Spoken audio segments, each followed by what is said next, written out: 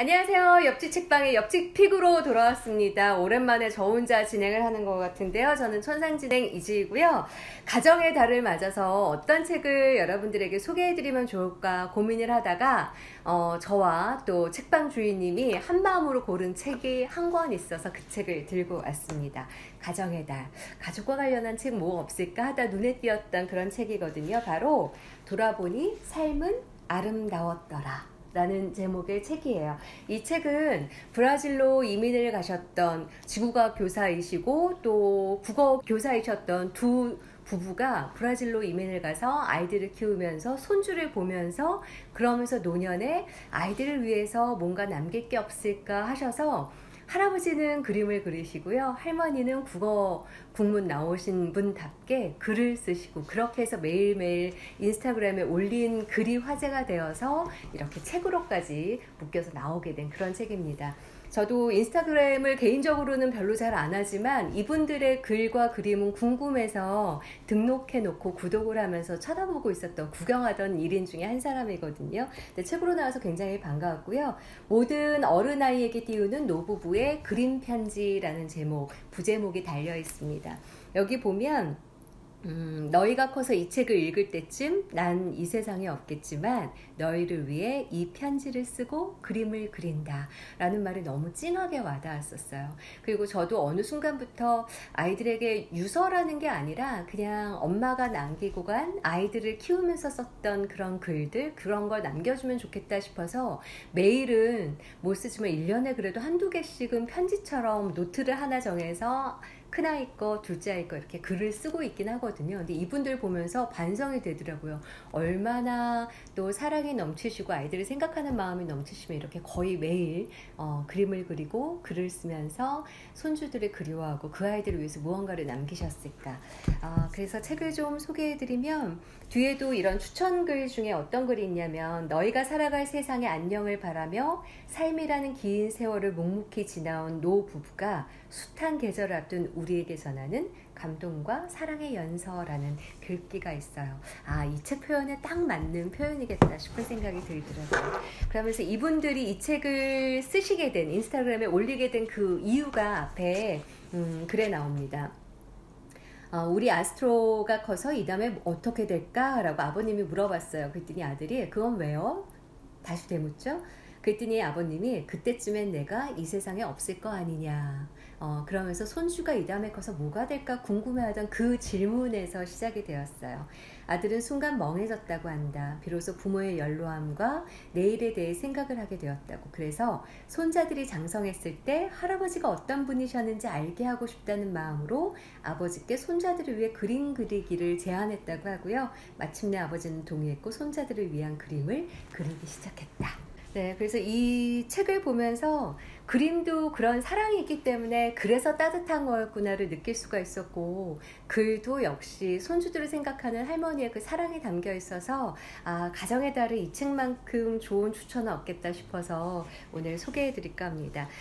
찬찬히 보면 이렇게 손주들의 일상이 담긴 그림도 있고 할아버지의 일상이 담긴 그림도 있습니다. 이 그림은 그리운 순간이라는 제목이에요. 문득 너의 목소리가 듣고 싶은 순간이 찾아온다. 그럴 땐 이렇게 그림을 그리고 글을 쓴다. 손주가 전화하는 듯한 그 그림을 옮겨 놓은 게 있고요. 또 보면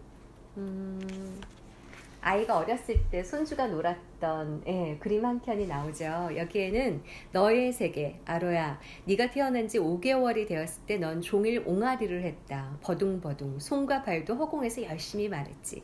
먼데 있는 할머니에게도 들리는 듯 했어. 너만의 생각, 너만의 이야기가 무럭무럭 자라고 있겠지. 보이지 않는 아로의 세계가. 그러면서 할머니의 또 그리움을 표현한 글과 그림도 있습니다. 여기에는 할아버지와 손주가 또 등장하는 그림이 나와요. 여기에는 뭐라고 써있냐면 도전은 어렵지만 이라는 제목입니다. 어느 날 알란이 할아버지에게 아이패드에 그림 그리는 법을 가르쳐 달라고 하더라. 그 모습을 옆에서 물끄러미 바라봤어. 그래 배워볼래? 난 조마조마했었다. 할아버지가 한동안 아이패드를 열어보지도 않은 걸 알고 있었거든. 생각이 나지 않아 쩔쩔매면 어쩌지?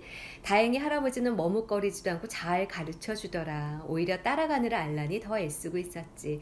사실 사실 노인들에겐 도전이 어려워. 자꾸 잊어버리거든. 언젠가 할아버지가 생각이 안 나 애쓰게 되면 그때는 알란 네가 할아버지를 가르쳐 드릴 수 있겠지? 라는 그냥 글만 들어도 굉장히 따뜻하고 가족의 사랑이 느껴지죠. 저는 이 그림이 굉장히 좋았어요. 트렁크에 숨어있는 손주. 제목은 꼭꼭 숨어라. 한참 꼭꼭 숨어라 놀이를 좋아할 때는 커튼 뒤 책상 아래 소파 뒤 어디로든 숨어버렸지. 알란 3살 때였나? 내 빨간 캐리어 안으로 들어가 숨었더구나.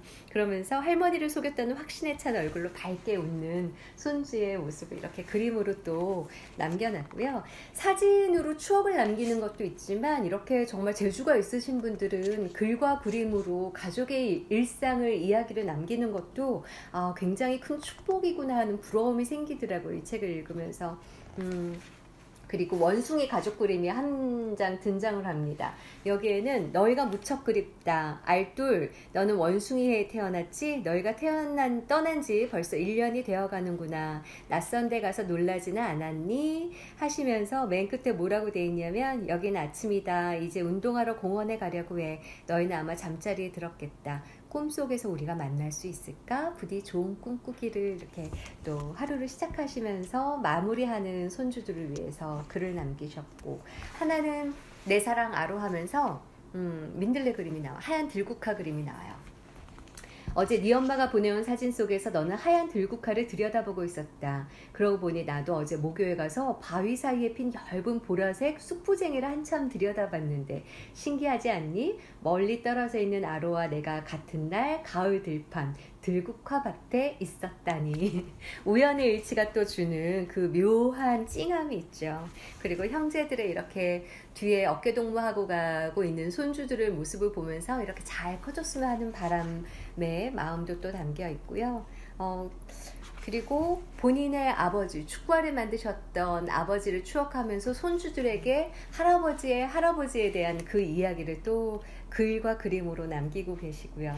저는 이것도 굉장히 와닿았어요. 엉덩이를 하늘 높이 쳐들면서 잠이 든 손주.